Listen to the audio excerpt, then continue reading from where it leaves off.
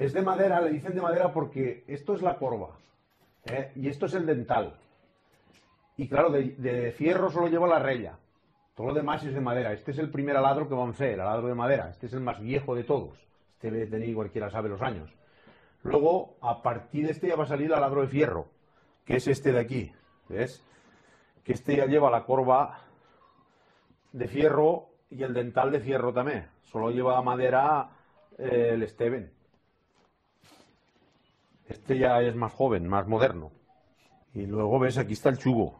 Y bueno, pues estos se llaman las entallas. Estos son las entallas del chugo. Y esto la trasca. Que aquí va el timón del aladro, con la clavilla. Eso llevan los utensilios de labranza. Luego aquí hay un par de amugas. Esto lo empleaban para carrear el trigo, que le metían encima de la albarda con unos amugueros que se llamaban, y metían tres faixos por cada lado, las amugas.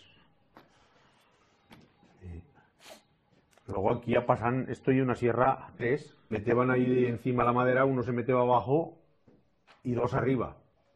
Y feban las tablas allí en un foso, igual que en un taller. Sí. Estos son otro par de amugas. Luego ya aquí entran, estos son las tijeras de esquilá. Estas son las de muelle, las más viejas. Estas son de cepo, estas son un poco más modernas. Y de aquí ya se ha pasado a las máquinas. Este chugo y de desmachos, pero está sin entallas y sin las colleras, están adentro. Tiene otra forma que el de los bous. Luego esto y el pujamante, esto lo empleaban para espalmar los machos, para aferrarlos, para sentarle la ferradura. Esto la raspa, que le raspabas el casco. Bueno, y estos otros son unos trastes de cortacuero y por ahí. Luego aquí tenía el carrazón, aquello de arriba y la romana.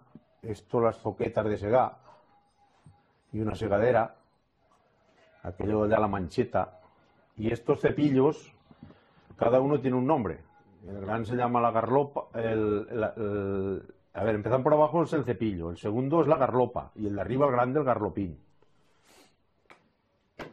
Y aquello de Villa Barquín, que es una barrena que ahora se fa con taladros, que lleva el Villa Barquín. Y estas tenazas las empleaban cuando mataban estocinos, que los rustiban con aldiagas, para coger el mango de la aldiaga para no cremate. Entonces son las tenazas de coger las aldiagas.